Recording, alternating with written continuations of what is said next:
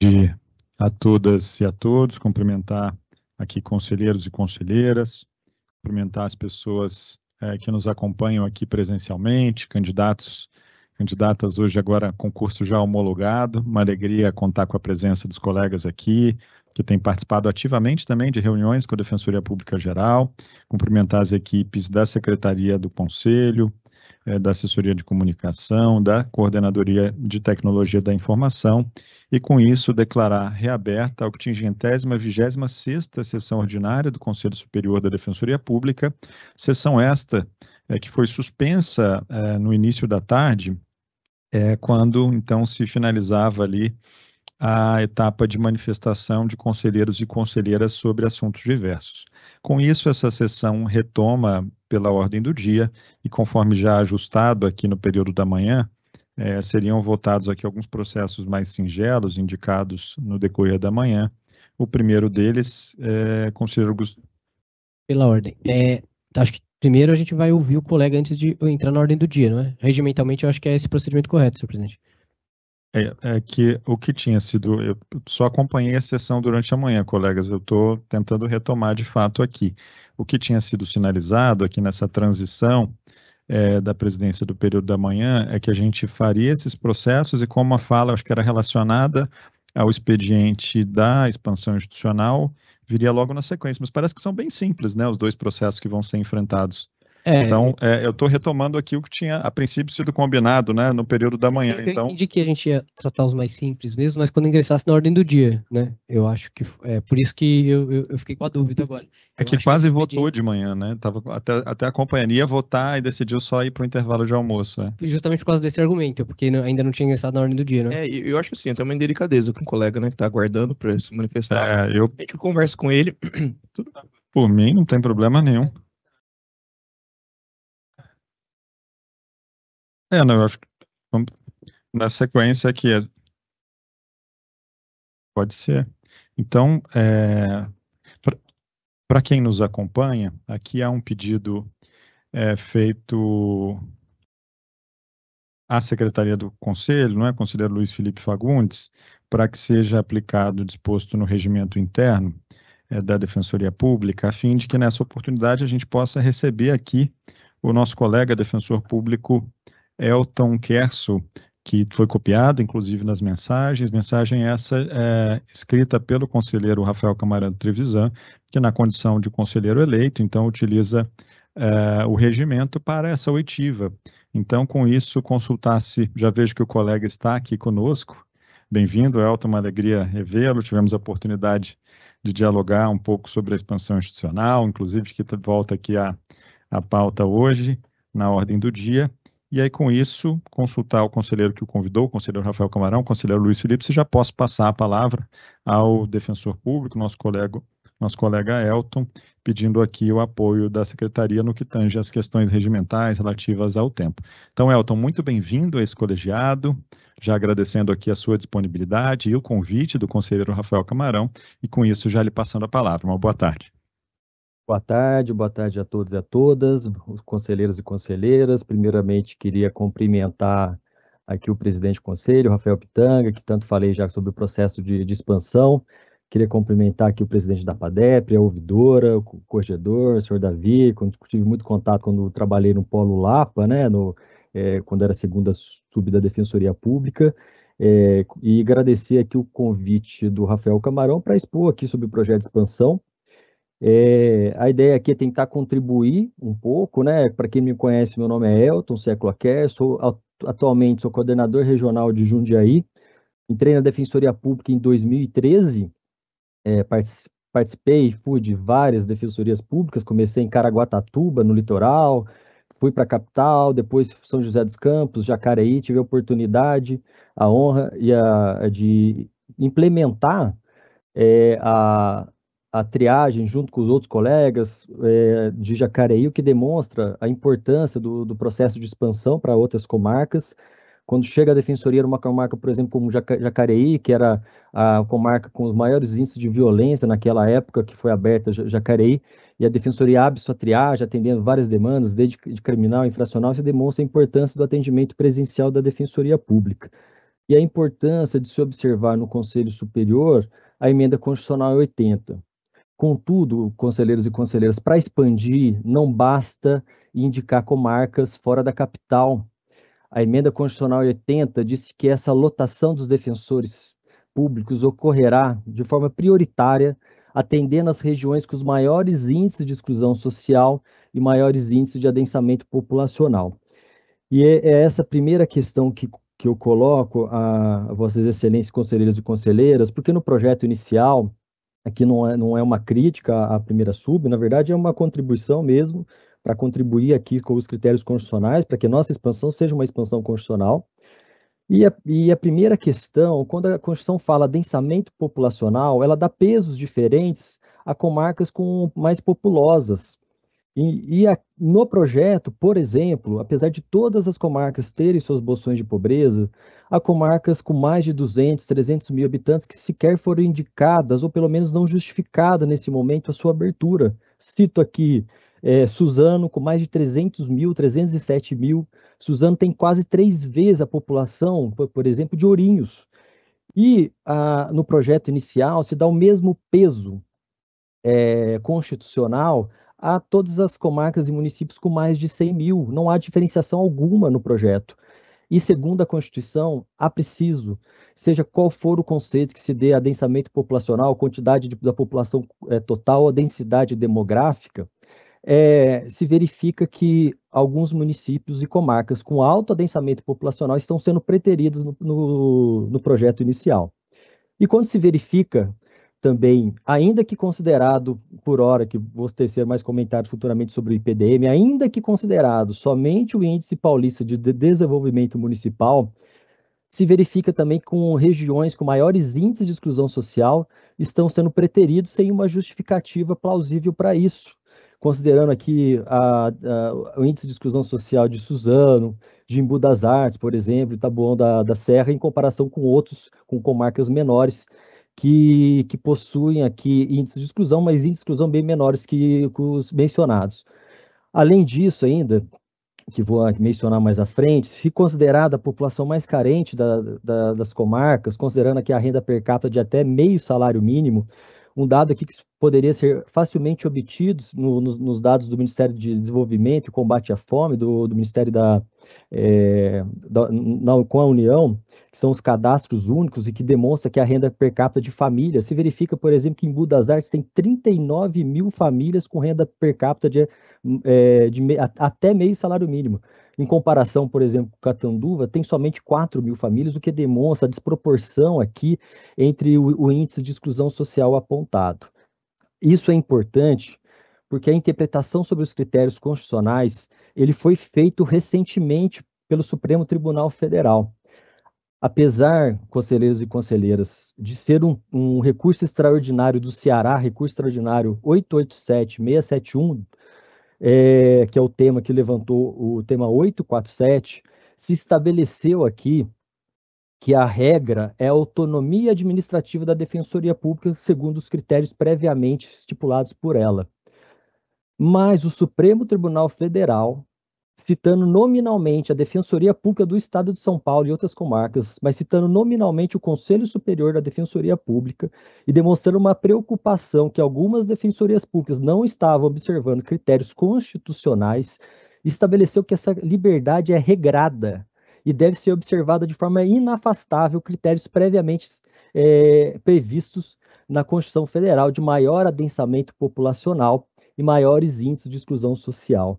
Nesse sentido, cito aqui o voto do ministro Alexandre de Moraes, que ele menciona essa questão que houve um problema no Estado de São Paulo, citando nominalmente o Conselho da Defensoria Pública do Estado de São Paulo, e estabeleceu que, apesar de ter consagrado a autonomia administrativa da Defensoria Pública, que deve ser observado esse respeito de forma prioritária na expansão de regiões com maiores índices de exclusão social e adensamento populacional. E diz mais o ministro Alexandre de Moraes, que compatibilizou esse voto com o ministro Ricardo Lewandowski, que foi o ministro redator desse acordo, que é o tema 847, que entende que, inclusive, poderia haver intervenção judicial caso constatado que a fixação de defensores públicos em determinada comarca desamparada, ela se deu com a inobservância aqui dos critérios constitucionais.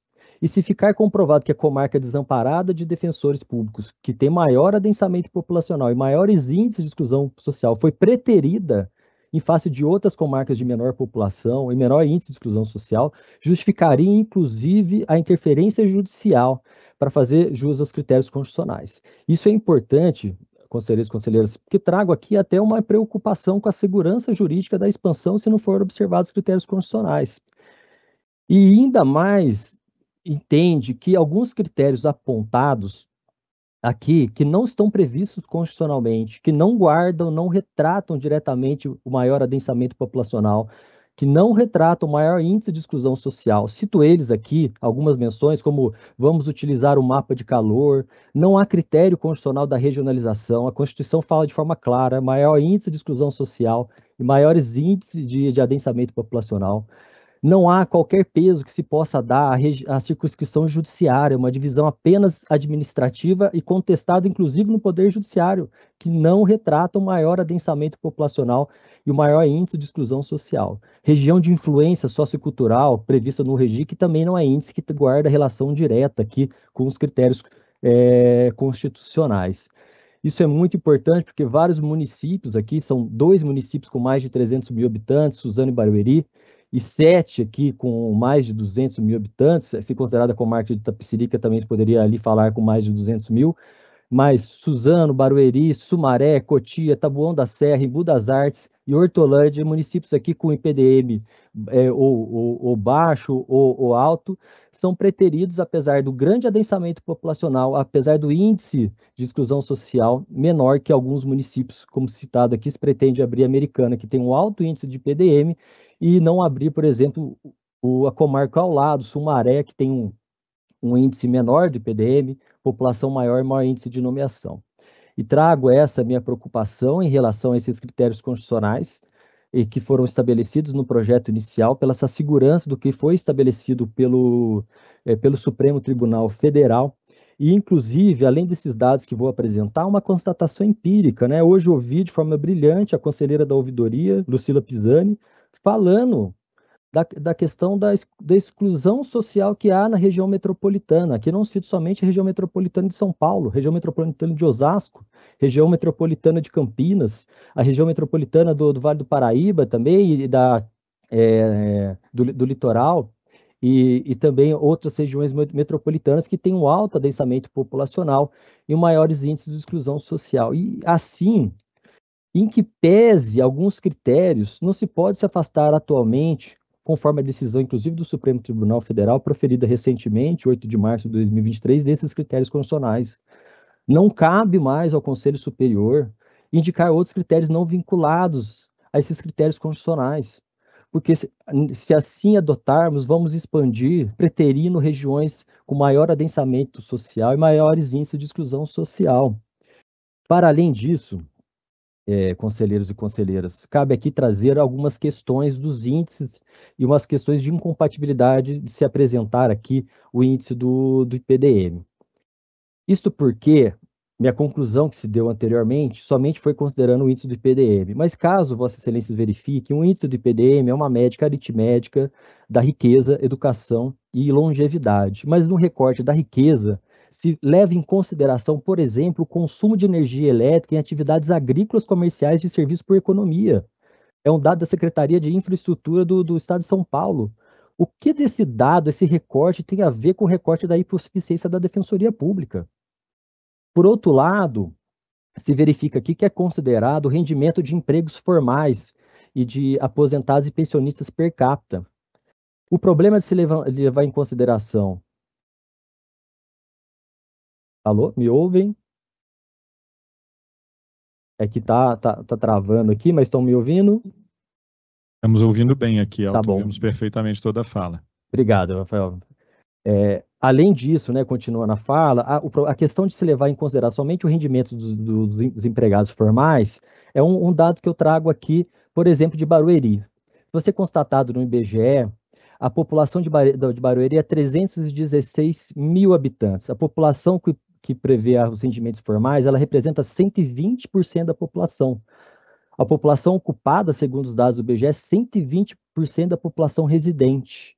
Ou seja, tem mais trabalhador que lá registrado formalmente, que não reside na comarca de Barueri, e traz um problema grave aqui de ser considerado apenas o IPDM como índice indicador da hipossuficiência econômica do município, considerando apenas também a questão da remuneração média de empregados com carteira assinada do setor público, e aposentados e pensionistas, segundo aqui o componente do indicador sintético da riqueza. Por isso, trago aqui uma reflexão para a utilização de outros requisitos, como critério fácil, renda mensal per capita de até meio salário mínimo. E, nesse sentido, trago aqui a comarca, por exemplo, de Embu das Artes, que tem 39.525 famílias com renda per capita de até meio salário mínimo.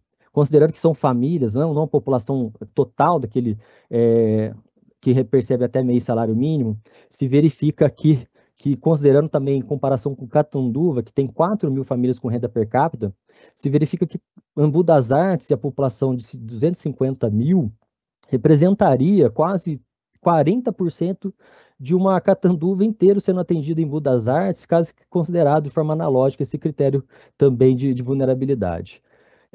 Outras questões que trago aqui, gostaria até de compartilhar alguns dados em relação a tudo que foi explanado, e inclusive esses dados eles estão configurados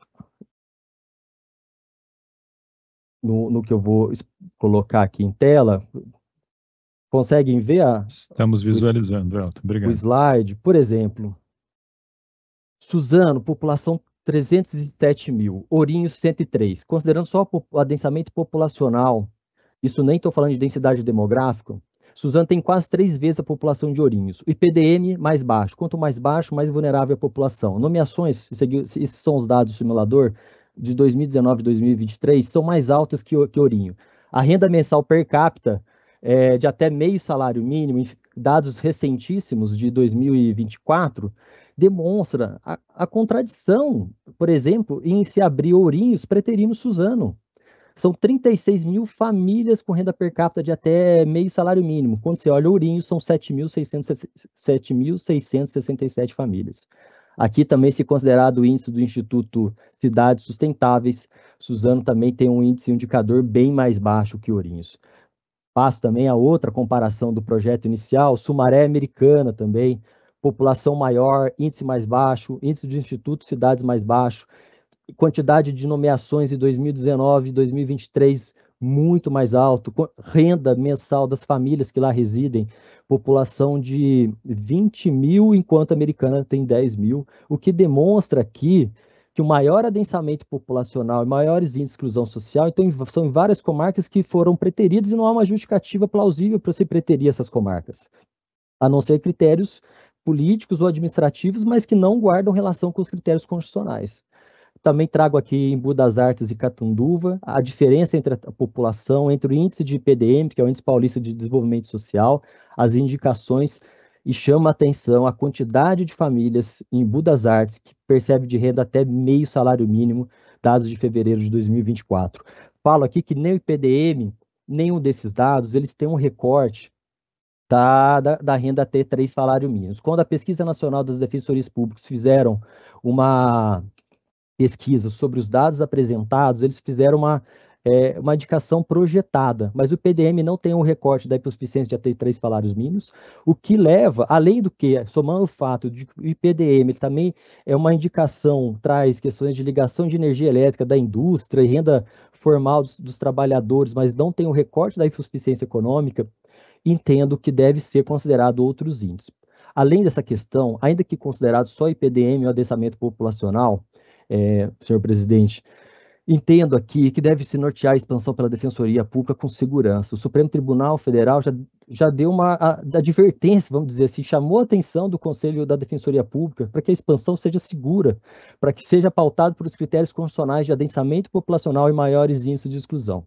Assim, minha fala, já vou me encerrando, que já foi até avisado, é de que, como defensor público, como cidadão, como amante dessa instituição, que fui estagiário há 10 anos, não tem vínculo com qualquer grupo político, mas espero que nossa expansão seja segura para atender o objetivo constitucional de reduzir quanto antes a desigualdade social desse país. Muito obrigado pela oportunidade.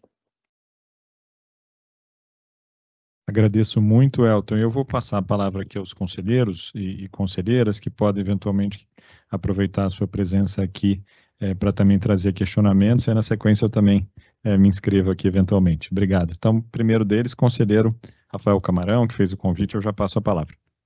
Obrigado, presidente. Elton, quero agradecer a tua participação no conselho hoje, agradecer por você ter prontamente atendido o meu convite para participar aqui. Desde o final do ano passado, a gente conversa muito sobre os critérios da expansão, especificamente no que diz respeito às novas unidades, e você, sem sombra de dúvidas, é um dos nossos colegas que mais tem propriedade técnica mesmo para discutir os dados oficiais que vão balizar a nossa decisão. E eu digo isso porque foram horas e horas de conversas, de áudios e de mensagens em que isso ficou muito claro. E eu acho até que ter a oportunidade de dialogar contigo aqui ao vivo no Conselho, além de qualificar o debate, mostra também um compromisso da administração superior, e o Conselho faz parte da administração superior, em transformar esse processo de expansão num processo muito mais democrático, um processo de diálogo com os colegas da base, porque só quem está lidando todos os dias lá embaixo na nossa atividade fim, fazendo triagem, fazendo audiência, fazendo custódia, entende a natureza complexa dos problemas que a gente tem que enfrentar. E é só a partir desse diálogo que a gente vai conseguir construir soluções adequadas, considerando as dificuldades estruturais que a gente enfrenta e vai enfrentar ainda por muitos e muitos anos. Então, Elton, mais uma vez, muito obrigado pela tua presença aqui hoje.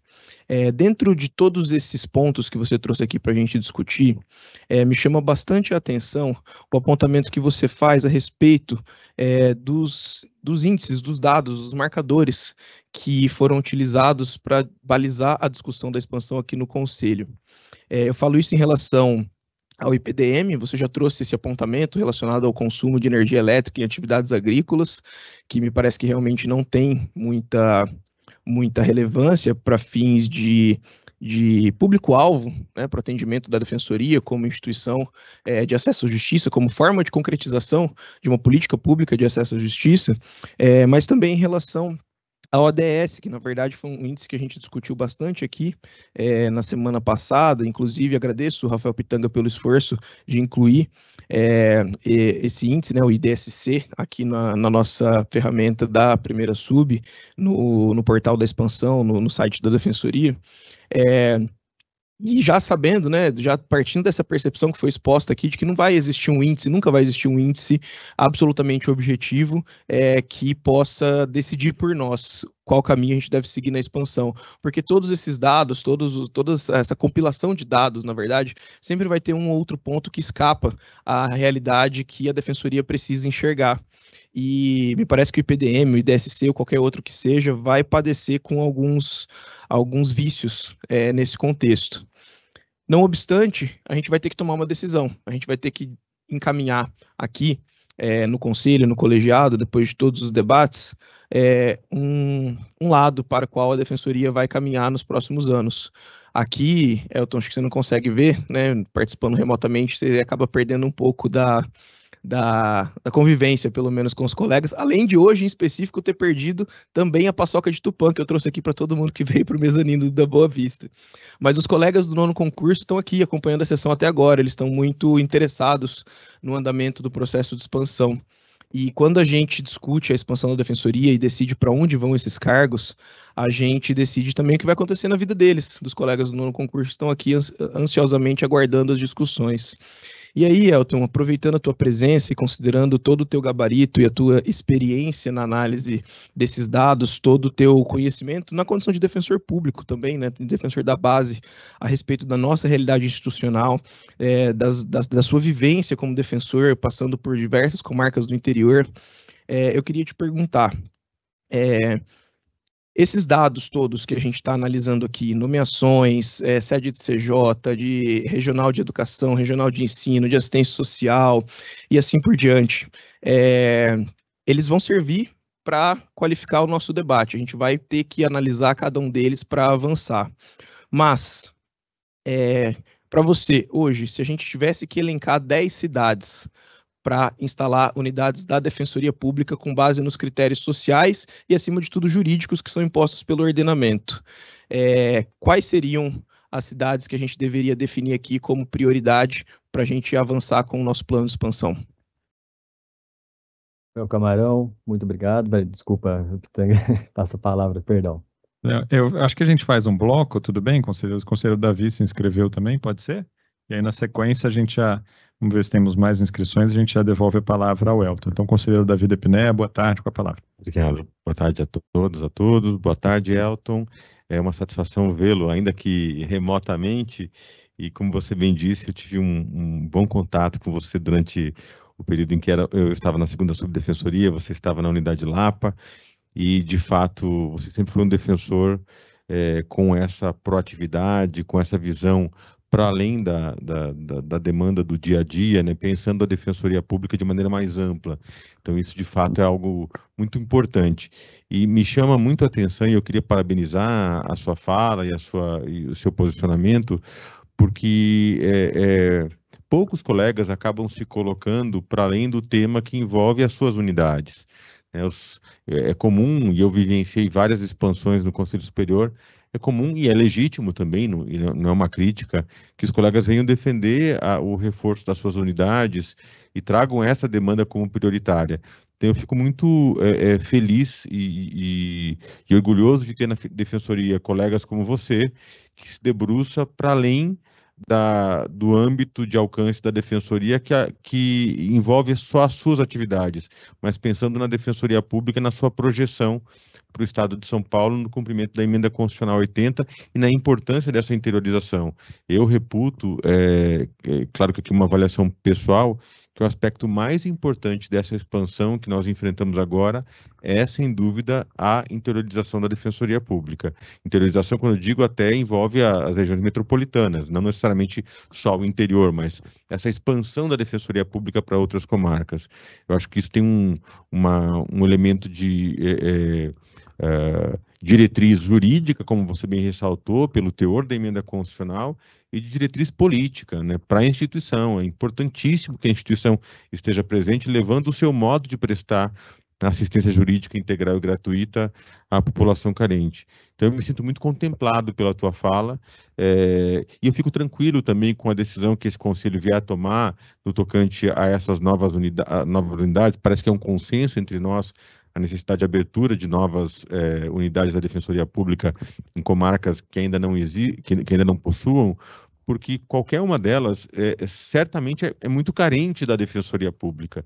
Então, embora as escolhas a serem feitas sejam escolhas difíceis, mas o mais difícil é que nós ainda, mesmo com essa expansão, deixaremos de estar presentes em muitas comarcas aqui do estado de São Paulo. Então, é só ainda um pequeno passo para um gigante caminho que tem diante de nós para expandir a atuação da Defensoria Pública e, de fato, cumprir o que determina o legislador constituinte através da Emenda 80. Então, parabéns, Elton, eu não tenho nenhum questionamento, eu fico só muito feliz com a tua participação e com a tua disponibilidade para um tema que, como eu disse, transcende você e a sua defensoria, mas envolve você enquanto defensor, enquanto pessoa que, como você disse, ama a instituição e o seu papel no âmbito estadual. Parabéns.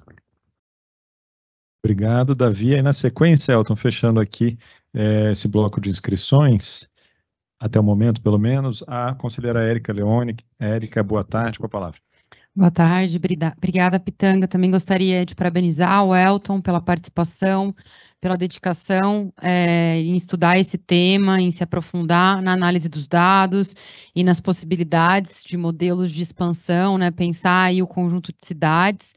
E dá para perceber que você está dominando muito o assunto, com muita propriedade. Elton, te parabenizo, porque fazer isso, né, trabalhando aí na banca, com diversas questões para lidar ao mesmo tempo, e ainda se dedicar no tempo que sobra, que não sobra, na verdade, né, mas tem que fazer você fez esse esforço aí, de fazer essas análises. É muito gratificante para nós ver como você está qualificando aqui o debate, e agradeço por você ter aceito o convite aí do Rafael Camarão para discutir com a gente esse processo de expansão, que de fato é um dos temas mais importantes que este colegiado tem que se debruçar, né?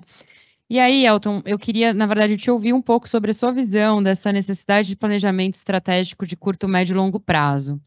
A minha grande questão com a expansão é não ter um norte, e aí a gente pinça algumas cidades a cada expansão, e isso vai mudando a cada expansão. O colegiado faz um novo debate, novos critérios, que isso impede que a gente transforme a expansão numa política institucional, independentemente da composição da gestão ou do Conselho Superior. A expansão tem que ser uma política institucional perene, né?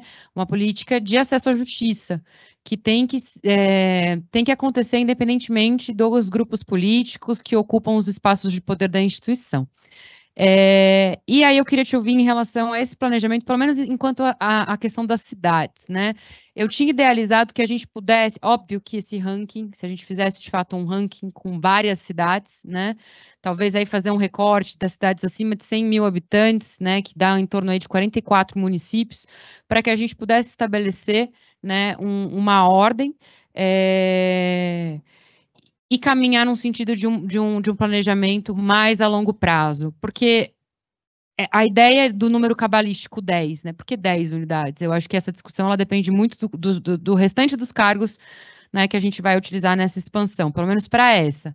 Acho que a gente, enquanto instituição, precisa passar a se organizar para fazer um planejamento de curto, médio e longo prazo, listar as cidades que pretendemos ocupar, ainda que quando chegarem os cargos, né, a gente possa fazer readequações, porque os índices mudam, e aí a gente atualizar, mas a gente não tem uma política institucional de expansão. O que a gente tem é a cada composição do conselho que se debruça sobre esse tema, quando tem um concurso de defensores e defensoras, a gente decide para onde vai. Isso enfraquece o modelo, né, de acesso à justiça, um modelo público, porque a gente precisa ter muito claro, de forma muito transparente, para onde a gente vai, inclusive para pedir novos cargos. Então, se a gente quer fechar o estado de São Paulo, qual que é o número de defensores e defensoras que eu preciso para fazer isso? E aí dialoga com o modelo de atuação, né? Qual que é o modelo do criminal? Porque se eu for colocar um defensor por juiz nas comarcas, é um determinado número, né? Se eu for aumentar o número de defensores por varas, para mudar o modelo de atuação criminal, é um outro número. Então, a gente precisa começar a se debruçar sobre esse tipo de modelo, né? Para fazer esse planejamento mais a longo prazo. Eu não sei se você chegou a fazer essa análise quando você estava, porque eu vi aqui que você trabalhou com esse número, né, de 10 unidades, que foi o que veio, né, da proposta, mas se você acha possível fazer, né, esse ranking de cidades, para que fique muito claro onde estão as cidades que não estão aqui, né? Quando a gente pinça e joga as 10, cadê as outras? Onde que elas estão? Cadê os dados dessas outras, né? Eu acho que é isso que é importante a gente construir aqui no Conselho Superior, essa memória, e chegar nesse norte para a gente entender exatamente o porquê que tal e tal cidade entrou e as outras não, né? Eu acho isso muito importante. E aí uma questão aqui em relação aos critérios que você usou, né? Eu vi aqui que você mesclou os critérios, e eu acho que é isso mesmo.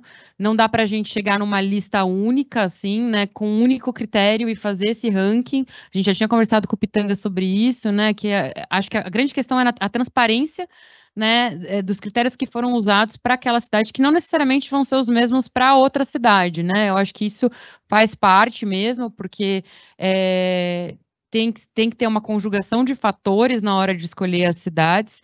Aí eu queria saber, em relação às nomeações da OAB, você usou as nomeações de 2019 ou as nomeações de 2023? E se você, de fato, considera isso um critério determinante na hora da escolha de cidades, porque, por exemplo, eu, quando estava analisando, eu não tinha considerado incluir Barueri, ainda que Barueri esteja, né, tenha mais de 300 mil habitantes, mas tem um IPDM muito alto.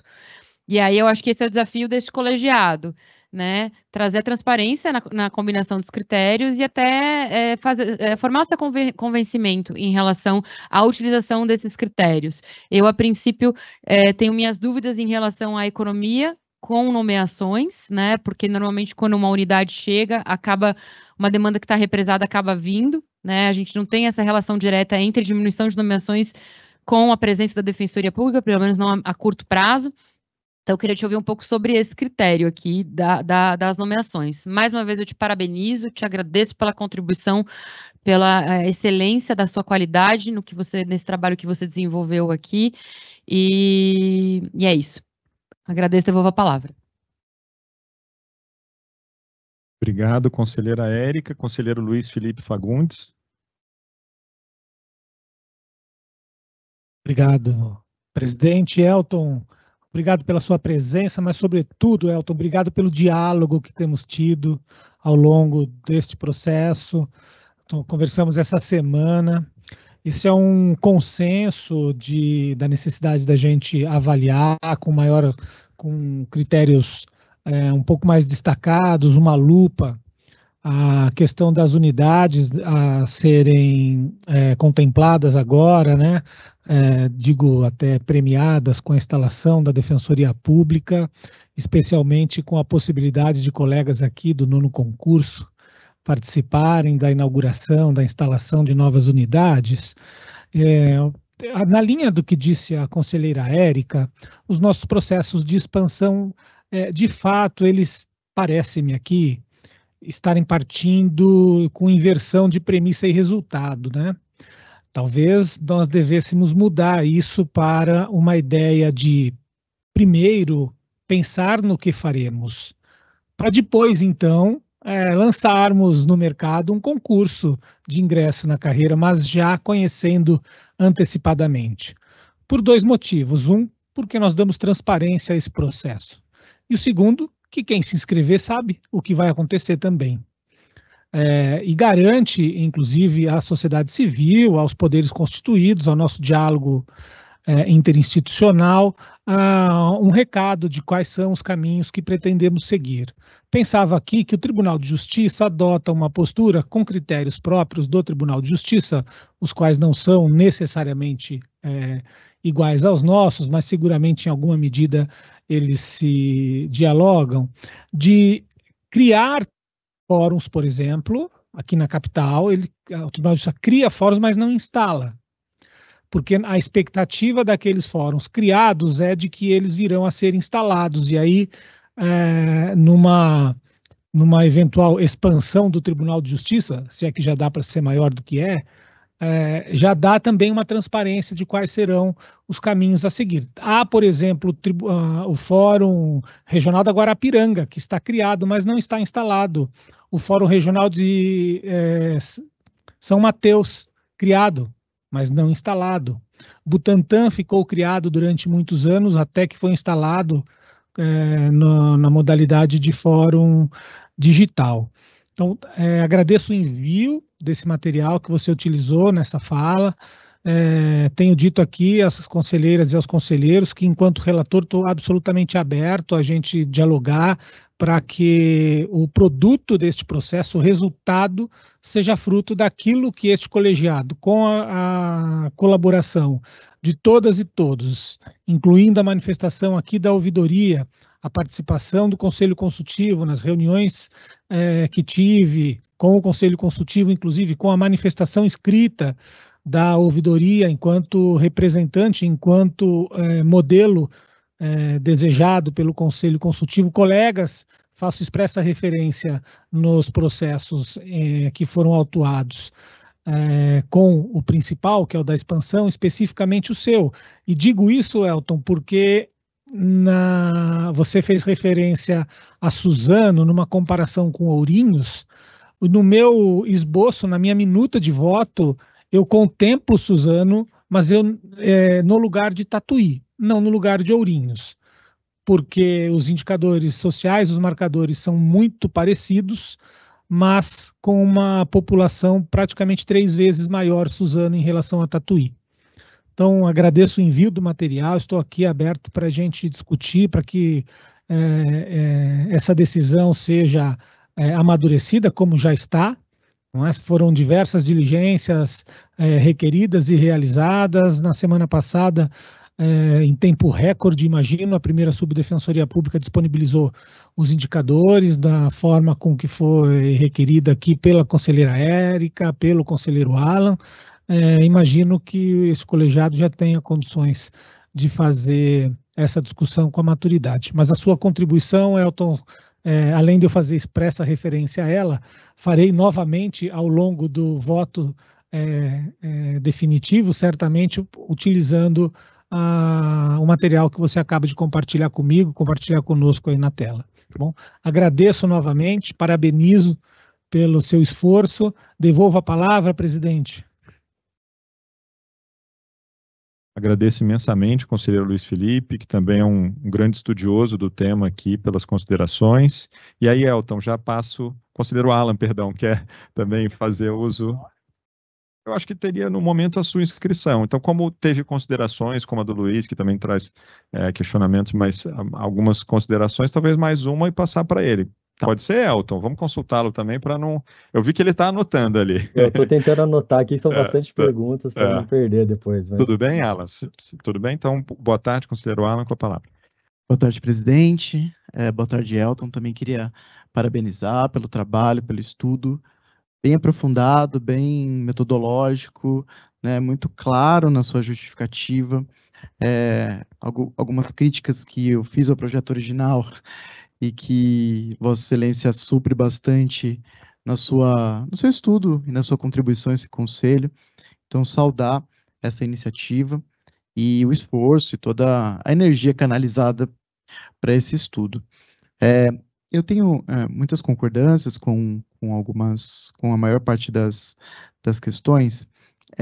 De fato, nós estávamos discutindo hoje de manhã como nós temos um bloco de cidades na Grande São Paulo, ali especialmente da regional Osasco, dentre as quais Embu das Artes, Barueri, Taboão da Serra, Cotia, Tapsirica.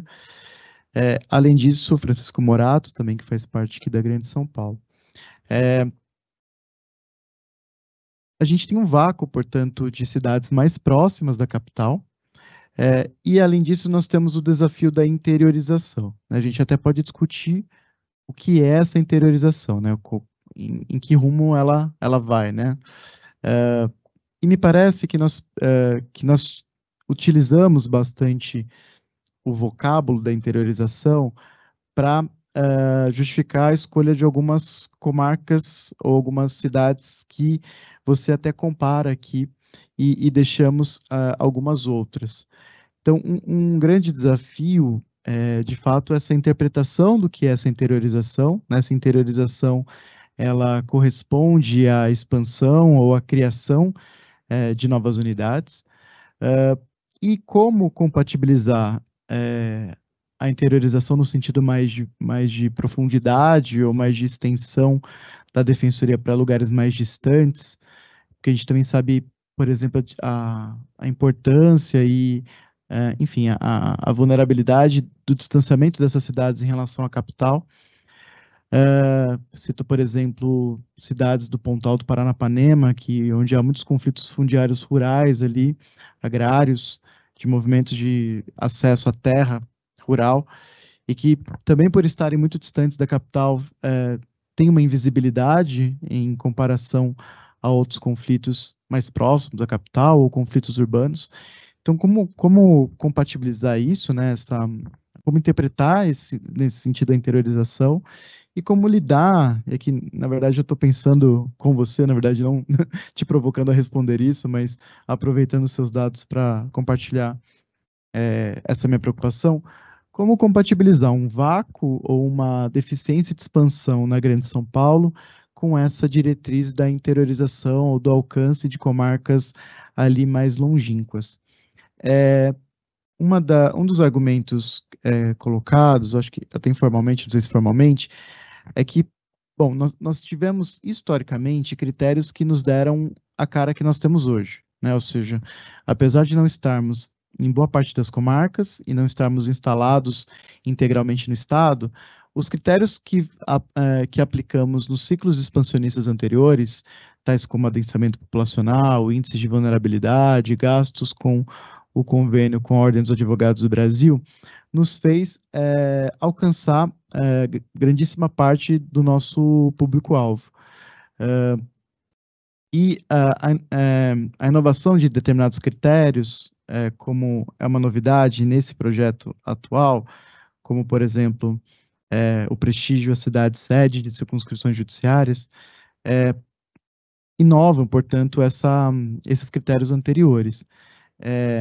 De fato, pode haver uma coincidência com cidades abertas anteriores com sedes de circunscrição, porque geralmente as sedes, principalmente, enfim, de cidades mais próximas, são cidades maiores que contemplam os outros critérios.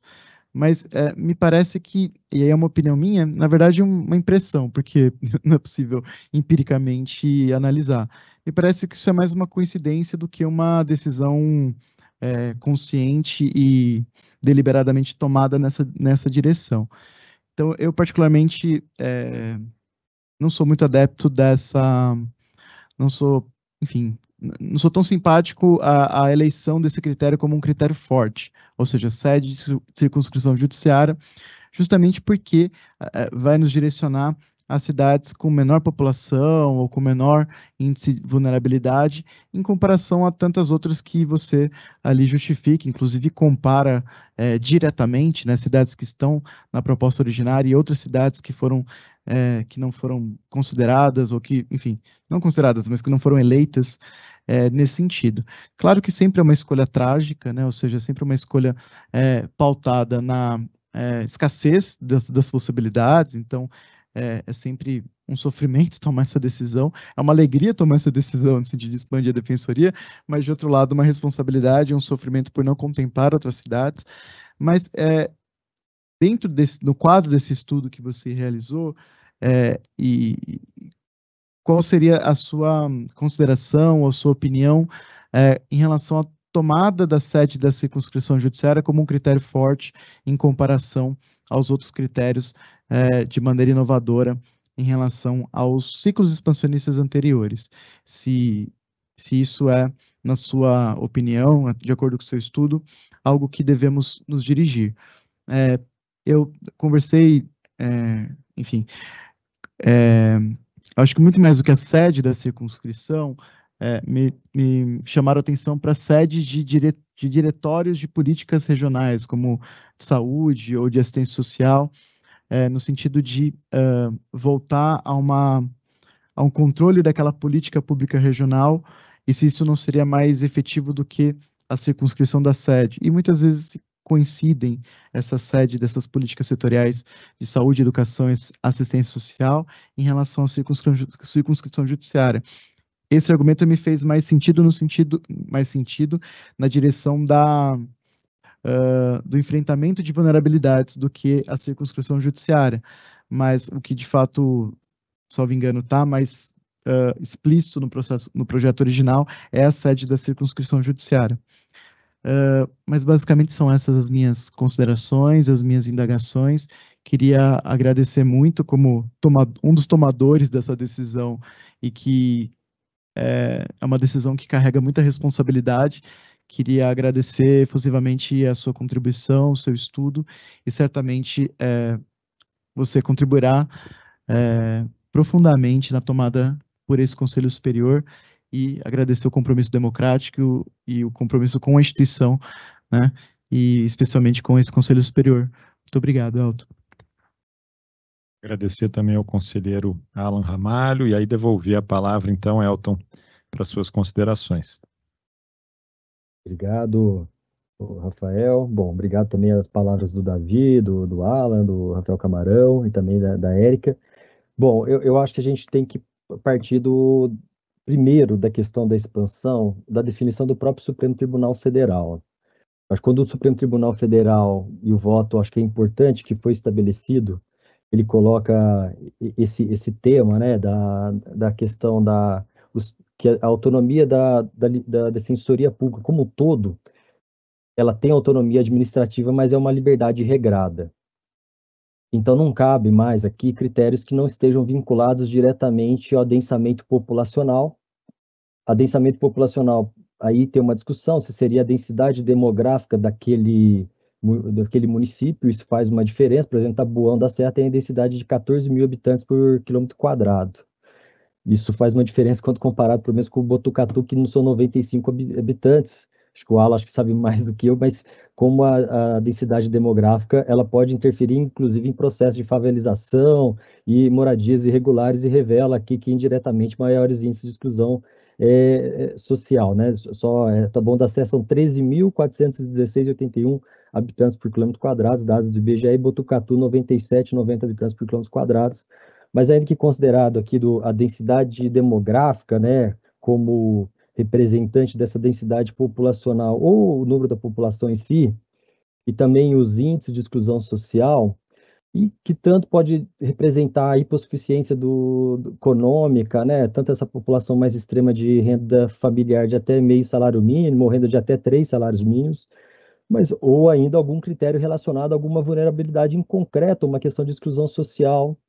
Aí a questão da discussão do Conselho sobre população carcerária de um certo município ou não deveria ser considerado aqui nessa distinção ou não, porque, por exemplo, Hortolândia tem 2 penitenciárias, um CDP com a população carcerária considerável, e isso poderia também, no entendimento do Conselho, não fugiria aqui da ideia constitucional da exclusão social, ser considerado como fator determinante na determinação, por exemplo. Tem o CDP de Hortolândia, segundo os dados da SAP, são 1.230 presos no local que possui capacidade para 844. E digo isso, como a gente, tentando responder todas as perguntas, que critérios administrativos, como circunscrição judiciária, índice do REGIC, de influência social, região administrativa vinculada à questão da educação, não guardam diretamente consonância aqui com os critérios constitucionais de densidade populacional e maiores índices de exclusão.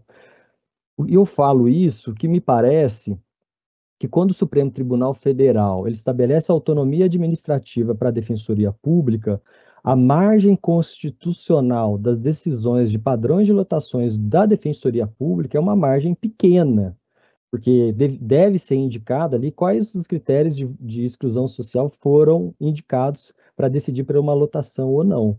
Então, tem que demonstrar na decisão que foi norteada a decisão da expansão por aquela lotação ou não, pela densidade demográfica e pelos maiores índices de exclusão social. E aqui também não me parece aqui que vamos conseguir, por exemplo, né, discussão da triagem virtual, triagem presencial, atendimento, conseguir, com a quantidade de defensores que temos hoje, fazer uma triagem virtual em Barueri com 6 mil nomeações, pelo menos os dados de 2019, ou com marcas grandes como Suzano. Talvez o contrário seja mais plausível, né, de fazer atendimento virtual com comarcas com menos de 100 mil habitantes, ou atendimentos, às vezes, que não sejam todos os dias naquela comarca. Então, é difícil a missão do Conselho, ainda mais porque, a partir de 8 de março de 2023, o Supremo Tribunal ele estabeleceu como regra a sua autonomia administrativa, mas ele estabeleceu essa liberdade regrada. Então, a Defensoria deve mostrar aos municípios e comarcas que não têm Defensoria Pública por que municípios com alto densamento populacional foram preteridos em nome de outros.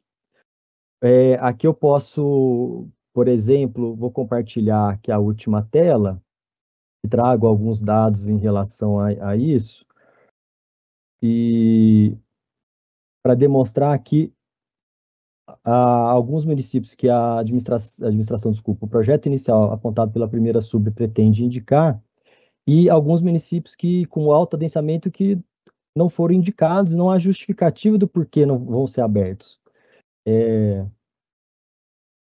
Deixa eu só ver aqui, só um segundo.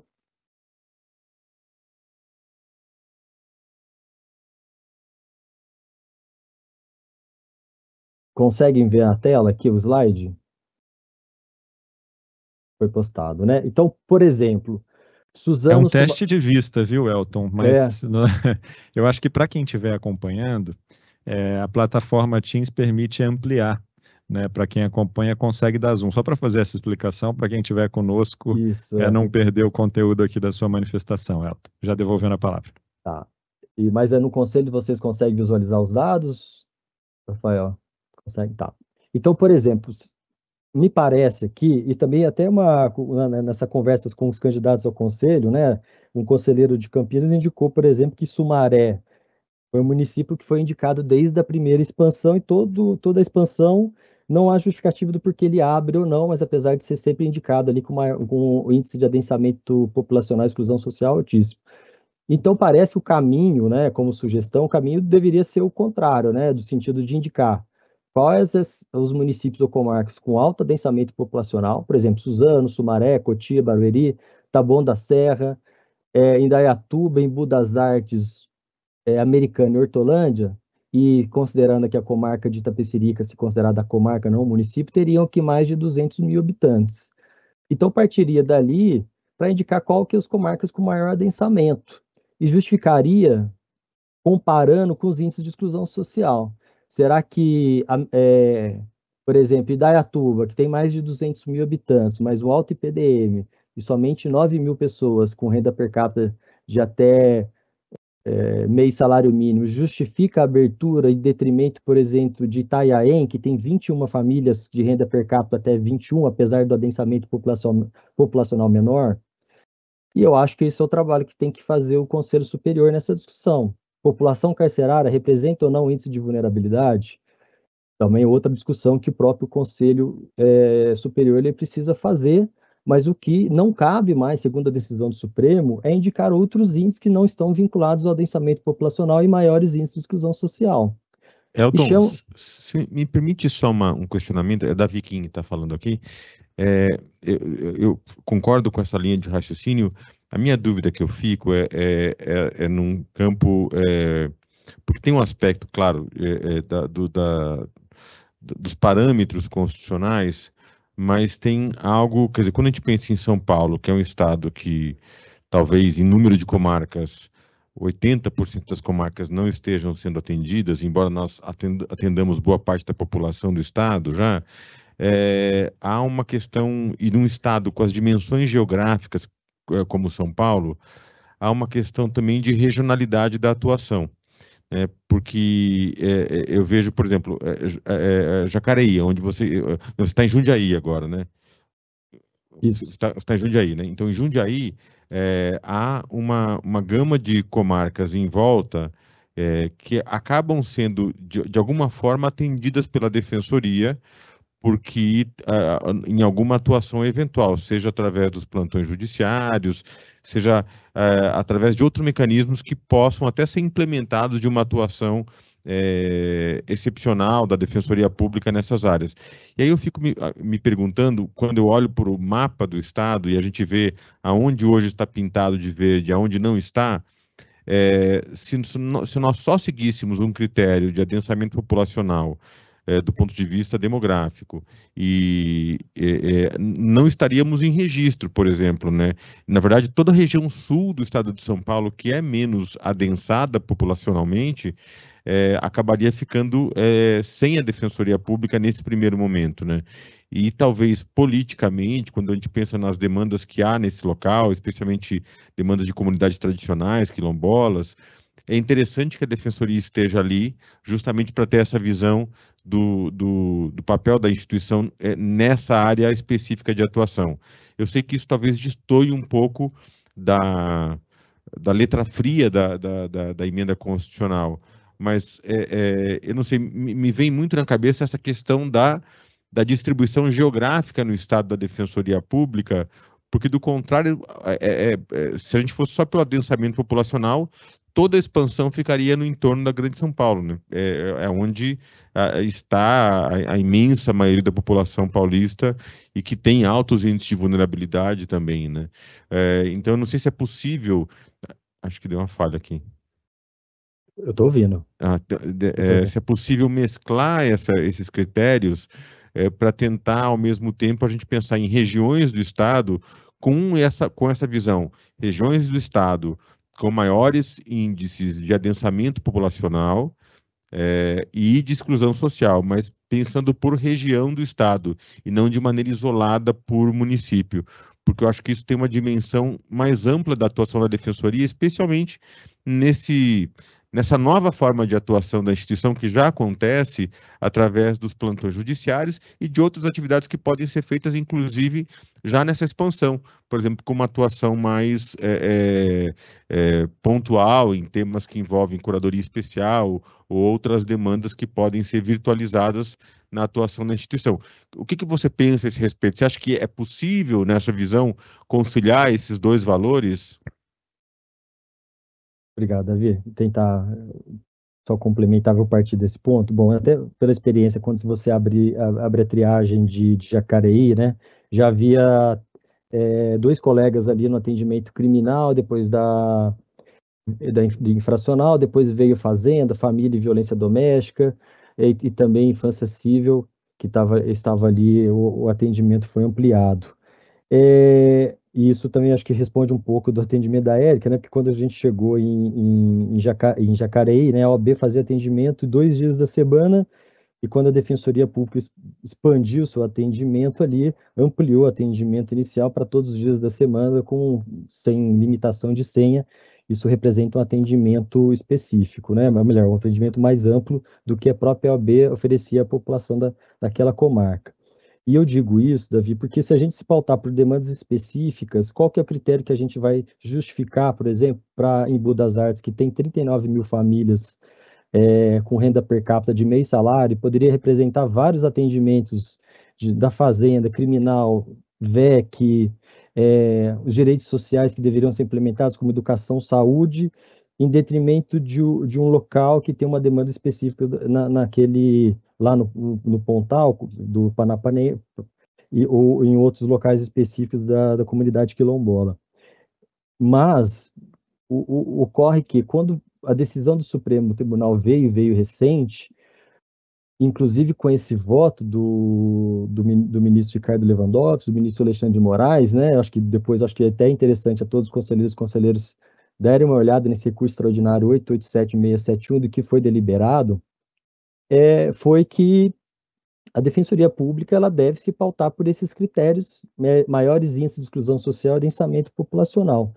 Não me parece que é somente a letra fria da lei, né? Porque se você olha os índices de exclusão social, há vários índices que podem ser norteados essa decisão na abertura daquela comarca. Caberia aqui a gente direcionar que uma comarca com criminal, atendimento de moradia, mereceria uma destinação prioritária em relação a outras comarcas? Mas eu pergunto, será que essa comarca, onde se vai abrir a defensoria, ela tem exatamente o adensamento populacional e maiores índices de exclusão social? Porque esses são os critérios constitucionais. E ainda reforçado pela decisão do Supremo Tribunal Federal, e o que mais me chama a atenção ainda é que, citando nominalmente o Conselho da Defensoria Pública do Estado de São Paulo, que a regra seria a autonomia administrativa da Defensoria Pública, conforme os critérios por ela estabelecidos, mas desde que observado o artigo 98 caput, parágrafo 2º das disposições transitórias incluídas pela Emenda Constitucional 80, que determina que, além da expansão, precisa seguir os critérios de maior adensamento populacional e maiores índices de exclusão social. E isso, quando se tem o que é densamento populacional, são dados um pouco objetivos. Quando se coloca os dados e os índices de exclusão social, pode ali ter uma margem constitucional de se decidir para onde se quer abrir ou não, porque às vezes tem uma quantidade de nomeação naquela comarca um pouco menor, mas às vezes é pela limitação de atendimento do AB da triagem inicial, mas expandindo a defensoria pode ter um número de nomeações maior, porque esses dados do adensamento populacional, maior índice de exclusão social, justificam a abertura daquela defensoria, e por isso que a mim parece, né, para seguir os critérios constitucionais, que deveria ter uma justificativa até do Conselho do Estado de São Paulo. Por que não estamos abrindo em Embu das Artes? Por que não estamos abrindo Suzano, Sumaré? Apesar de Suzano ter 36 mil famílias com essa renda per capita muito pequena, Embu das Artes também, estamos dando prioridades a outras comarcas com índice de exclusão menor. Eu acho que é uma justificativa que todos os munícipes dessas comarcas eles precisam ter, e, inclusive, chama aqui de uma forma mais objetiva a necessidade, como o Luiz e a Érica falou, de uma expansão mais planejada. Se consultarem, por exemplo, o plano de expansão da Defensoria da Bahia, ela já fez um plano de expansão de 2016 e 2026. É um plano que já está previsto no sentido de que quais comarcas elas vão ser atendidas naquele plano de expansão e quais cargos são necessários para atender em cada município. Quando se tem informação de que Sumaré estava prevista desde o primeiro plano de expansão e até hoje não foi aberta, apesar de agora ter quase 300 mil habitantes, né, são 279 mil habitantes, um número de nomeações altíssimo, uma parcela considerável dessa extrema pobreza de até meio salário mínimo. Como Suzano foi prevista várias vezes plano de expansão e também não foi indicado nisso, acho que cria uma expectativa até dos munícipes do atendimento jurídico, modelo público, pelos munícipes daquela comarca, e não há uma justificativa plausível para terem sido preteridas ou não, porque se seguir o critério constitucional e os critérios objetivos, a gente já tem uma ideia, pelo menos algumas comarcas mais certas de quais devem ser abertas em detrimento de outras.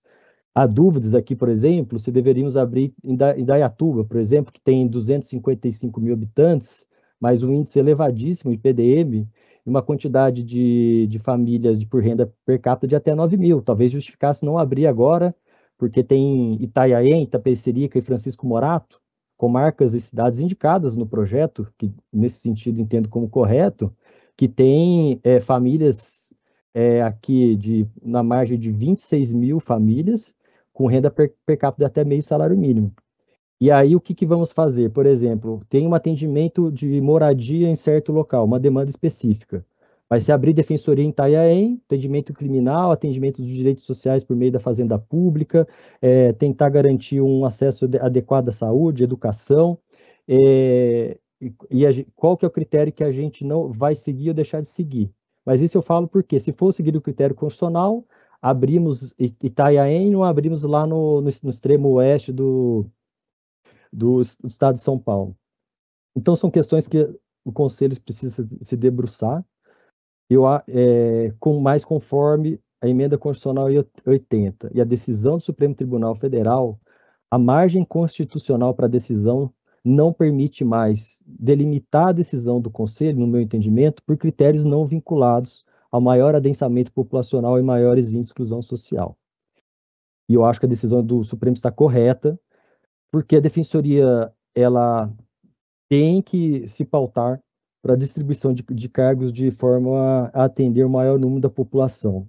E aí eu falo, Davi, eu lembro muito bem quando a gente se encontrou no Polo Lapa, que a sua fala que a gente estava pedindo mais um defensor, né, para ajudar no polo de atendimento, e entendi correta a sua premissa, de que a decisão de se criar mais um cargo de lotação, ela deve ser muito bem pensada, porque a gente deve criar um defensor público para atender o maior número de pessoas carentes. E a gente tem que pensar, não é pedir um cargo aqui para o Paulo Lapa porque está difícil o atendimento. Não é essa a decisão. E lembro muito bem que Vossa Excelência me explicava e concordo com essa premissa. Por isso a gente tem que criar o cargo. Será que eu criar um cargo em Suzano, ele vai atender o maior número de população do que criar cargo em municípios distantes, como Ourinhos e Catanduva, que tem uma população com extrema pobreza menor do que Suzano e Budas Artes? Entendo que, caso seja seguido os critérios constitucionais de maior adensamento populacional e maiores índices de exclusão social, essa premissa que Davi me falou naquela época vai ser atendida. Então, por isso, entendo que deve ser seguido esses critérios constitucionais. Entendo também que a Defensoria, talvez na próxima gestão, deveria fazer um plano de planejamento dessa expansão para que não ter todos 2 anos ter que rediscutir quais as cidades que têm maior adensamento populacional ou não. Talvez caberia uma atualização de dados para ver se os dados da vulnerabilidade persiste, a questão da exclusão maior ou não. Respondendo também a questão de Barueri, Érica, é uma questão interessante porque Barueri, se você pega os dados do IBGE, 120% da população ocupada é considerada nesse rendimento do IPDM para o fator riqueza. A maioria da população que trabalha em Barueri lá não mora, porque a população 316 mil, mas a população ocupada representa 120% da população. Barueri, nos dados aqui, tem 29 mil famílias com renda per capita de até meio salário mínimo. É maior, inclusive, do que Taboão da Serra. E aí, quando você analisa O índice do Instituto Cidades, mas no recorte específico, na ODS 1, que representa a questão da desigualdade social, as pessoas que estão com essa renda de 29, essas 29 mil famílias que representam a renda per capita de até meio salário mínimo, elas estão ainda abaixo da linha da pobreza, o que representa, apesar do alto índice de PDM, um alto índice de exclusão social e o que também revela aqui esse alto índice de nomeações. A questão da nomeação, ela demonstra uma maior procura pelo nosso serviço. Ou há um índice talvez até melhor do que o gasto efetivo com o convênio, que não depende de questões administrativas de pagamento de certidão ou não, mas demonstra as pessoas que procuraram a OAB, tiveram a avaliação financeira feita conforme a deliberação 89 e foram identificadas pela OAB daquele local como vulneráveis. Isso é importante, esse dado. Isso a gente nem está considerando, né? Talvez um estudo maior, saber se a OAB atende de segunda a sexta, se tem limitação de 100 ou não, mas isso são dados muito difíceis de ser analisados como critérios objetivos. Por isso, aqui também, já me encaminhando para o final das perguntas, e eu acho que do Rafael Camarão indicou aqui o que seria algumas comarcas com maior índice de exclusão social e de maior vulnerabilidade no entendimento, depende do índice que foi adotado. Se for o índice de adensamento populacional, índice de exclusão social, seja considerando IPDM, seja considerando o índice das cidades sustentáveis, do Instituto Cidades Sustentáveis, seja considerando a renda per capita de até meio salário mínimo, Suzano, Sumaré, Embu das Artes, Barueri, Taboão da Serra, Cotia, Hortolândia, Tapecerica da Serra, Francisco Morato e Itanhaém, no meu entendimento, estaria ali, não no ranking, né? Eu não fiz um ranking, mas seria de umas cidades que, dentro desse perfil de 10 cidades, estariam ali em cidades com maior adensamento populacional e índice de exclusão social, mas sem indicar um ranking aqui de qual seria a primeira e qual seria a segunda. Aqui também indico, porque Indaiatuba, Americana, tem um alto índice de PDM, tem uma população, aquela de extrema vulnerabilidade, bem menor do que todos os demais municípios ali indicados. E por isso que a decisão do Conselho é difícil mesmo, eu acho que com essa margem constitucional dada pelo Supremo, a gente deve se debruçar ainda mais do que seriam esses índices, mas a gente deve, pelo menos, demonstrar para os munícipes dessas comarcas que têm alto adensamento populacional e maiores índices de exclusão social, o motivo do que a gente não vai abri-las ou não vai indicá-las nesse plano de expansão, quando a gente vai indicar municípios com menor adensamento, menor índice de exclusão. E isso é importante também para, às vezes, da próxima gestão, do próximo conselho, para ter esse plano, esse planejamento mais objetivo. Desculpa te interromper, mas só para a gente seguir aqui nessa questão da lista, né, com as cidades, a gente está trabalhando com esse número de 10, que é o que vem na proposta da gestão, sem nenhum compromisso, isso já foi dito aqui, né, nem do conselho, nem da gestão, de manter esse número, pode ser mais, pode ser menos, enfim, né, só um ponto de partida. E eu concordo contigo quando você diz que para a gente definir quais vão ser esses municípios, a gente vai ter que decidir também qual o índice que a gente vai usar para analisar a vulnerabilidade, porque a questão do adensamento me parece que é um pouco mais tranquilo para a gente definir como um critério objetivo. Mas, de fato, para a gente analisar a questão da vulnerabilidade, a gente vai precisar tomar essa decisão, né? Como a gente vai aferir essa vulnerabilidade, como que a gente vai avançar nesse contexto. Por outro lado, eu acredito que haja alguns municípios, a gente discutiu muito isso, que independentemente de qual índice que a gente adota, essas cidades continuam na lista das cidades que devem ter prioridade para a criação de unidades da Defensoria. E aí a gente teria possivelmente um bom ponto de partida também, a partir desses municípios que já preenchem o critério do adensamento populacional e, independente do índice que a gente usa para avançar na discussão da vulnerabilidade, essas cidades sempre permanecem ali indicadas no ranking, independente do parâmetro que a gente decida.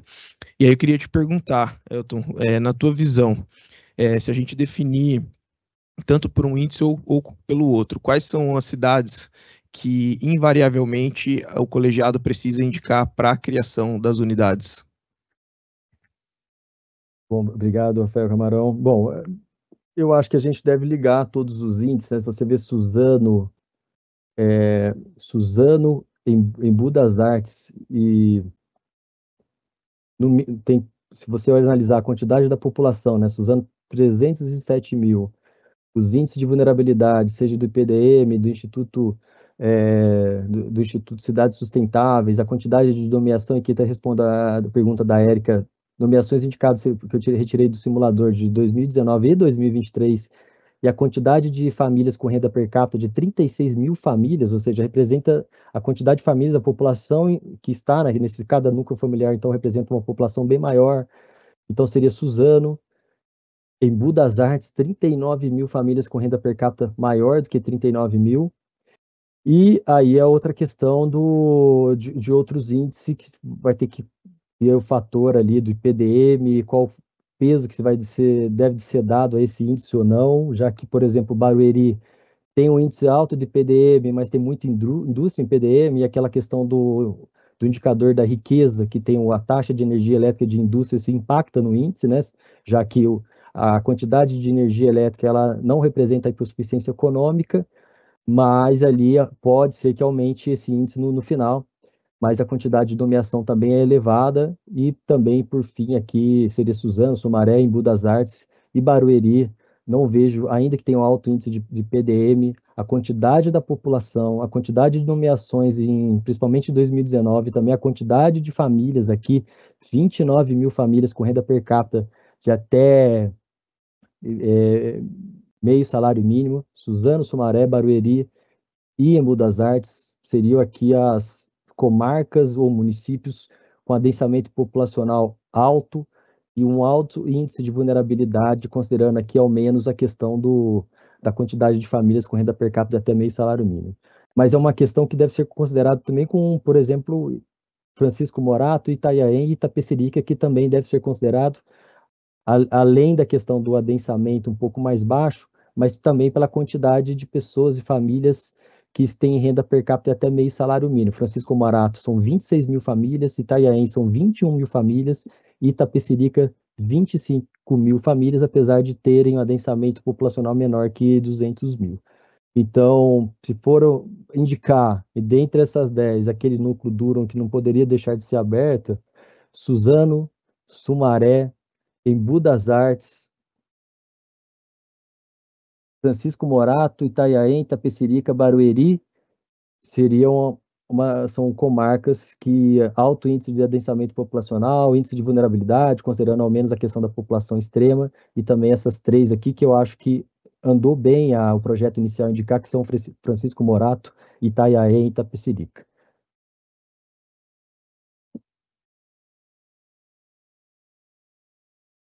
Elton, eu queria agradecer aqui imensamente, mais uma vez, a sua presença, o seu estudo, a sua consideração sobre o tema. Quando a gente fez uma reunião com a carreira para poder explicar mais detalhes de uma parte da proposta, acho que notadamente ali as defensorias de atuação estratégica, a partir do seu interesse, já encontrei ali uma pessoa para chamar, né? Tivemos conversas em paralelo, justamente para explicar um pouco mais do caminho que a gente viveu e também, né, ouvi-lo em relação às contribuições que tinha. Acho que o processo está na ordem do dia, eu também vou resgatar alguns pontos, mas diante dessa previsão regimental e também da necessidade, né, de aproveitar a sua presença e dos conselheiros eleitos já terem feito questionamentos que me contemplaram, em grande medida, eu vou fazer esse agradecimento e, claro, vou trazer aqui também interfaces com a sua fala na ordem do dia, mas como já fiz hoje quando liguei mais cedo para agradecer a sua presença aqui, acho que destacar o quanto, como o Davi, né, o conselheiro Davi falou, a relevância dos defensores e defensoras se apropriarem das discussões institucionais, como o Davi trouxe, né, acho que todos nós estamos em unidades que não têm a estrutura necessária para fazer frente ao atendimento direto. Mas veja o quanto a sua contribuição olha para as necessidades da população, do Estado e a missão institucional da Defensoria, com quanto tenhamos, né, seguido um caminho diverso. Só esse passo já temos em comum aqui desse estudo, desse desafio, e a profundidade das suas considerações da apresentação enriquecem muito esse debate que vem na sequência. Então, queria agradecer, parabenizar o conselheiro Camarão pelo convite que dirigiu ao nobre colega, deixar então esse cumprimento em nome do colegiado. Obrigado. E pedir a gentileza de que siga também. Só pedir uma parte ao Por favor, então vou passar para o conselheiro Scófano. Eu só vou aproveitar também para parabenizar a iniciativa do Elton. É um tema extremamente delicado, demanda muita pesquisa, demanda estudo. Então, nós iniciamos essa discussão na sessão passada do Conselho e muitos pontos levantados por você acabou que coincidiu com algumas conclusões iniciais que nós começamos a ter, especialmente sobre a questão do índice, a questão do mandamento constitucional, que isso nós batemos muito aqui, essa questão da emenda 80, do adensamento populacional, do índice de vulnerabilidade. Se apresentou aqui algumas cidades também, a maioria aqui está batendo com a nossa, com a indicada aqui pela administração e também pelos conselheiros aqui que estamos avaliando as cidades. Então, fica aqui o agradecimento pelo seu trabalho e também me coloco à disposição qualquer coisa do Conselho. Tá? Muito obrigado, Elton. Obrigado, agradeço. Senhor presidente, eu também vou até me desculpar aqui. Tivemos um incidente gravíssimo agora, recentemente, envolvendo a unidade da Barra Funda, das Varas Singulares, unidade que inclusive eu sou coordenador auxiliar. Estava tratando do assunto agora. Vou fazer uma fala aqui na sequência, mas eu não posso deixar de parabenizar o colega Elton pelo trabalho, né, o primoroso que fez, sem equipe, né, sem participar da gestão, o colega, sem participar inclusive do conselho também, né, o colega ali na sua atuação do dia a dia, já tinha inclusive conversado no particular comigo em certa ocasião, conversou agora com o conselheiro Rafael Camarão também, que ensejou inclusive esse convite, um colega de um trabalho ímpar na instituição, merece todo o nosso reconhecimento. Parabéns, Elton, pelo estudo. Eu estou aqui agora me aprofundando um pouco dos temas que você trouxe, dos índices que você traz. Eu queria que faço questão de deixar registrado o meu agradecimento e o meu reconhecimento pelo trabalho, pela pesquisa, pela profundidade que Vossa Excelência conferiu a esse tema tão relevante para a nossa instituição. Muito obrigado. Agradeço. Então, obrigado, Elton. Eu vou pedir aos conselheiros e conselheiras, a gente, como de praxe, tem que mudar o link agora. Então, a gente vai, com o apoio da TI aqui, suspender por um minutinho a transmissão, para que possamos já retornar no novo link e fazer o registro, Elton, que eu sei que não é a primeira expansão, né? Um tema de interesse do colega que já acompanhou várias, essa é mais uma, então cada vez com mais profundidade aqui em relação aos temas. Com isso, conselheiros e conselheiras... Só para agradecer mais uma vez a tua disponibilidade, inclusive dizer que a tua participação aqui hoje, além de qualificar todo o debate da expansão, ainda fez a gente aqui, como conselheiros, né, como membros do colegiado, refletir sobre um detalhe que passou despercebido por mim, que eu fui autor da proposta de alteração do regimento interno que criou esse mecanismo, esse espaço que você está ocupando hoje, que é exatamente a necessidade de afastar o colega para ele poder participar desse momento. Você mencionou que teve que fazer uso de um abono seu, né, uma gentileza gigantesca que você fez, que mostra o seu comprometimento, mas que me fez refletir também sobre a necessidade de a gente aperfeiçoar o regimento interno do Conselho para assegurar que os colegas possam sim participar desse espaço de debate democrático aqui do Conselho, sem prejuízo das suas atividades que normalmente seriam desempenhadas quando no gozo de um abono. Então, além de ter contribuído para a expansão, você também contribuiu, sem sombra de dúvidas, para o aperfeiçoamento aqui dos trabalhos do colegiado. Obrigado mais uma vez e espero que a gente consiga avançar sempre juntos, Elton. Valeu. Obrigado, agradeço, peço licença. Obrigado, até mais. Obrigado. Então, conselheiros, vamos suspender por alguns segundos aqui e já retomar no próximo link.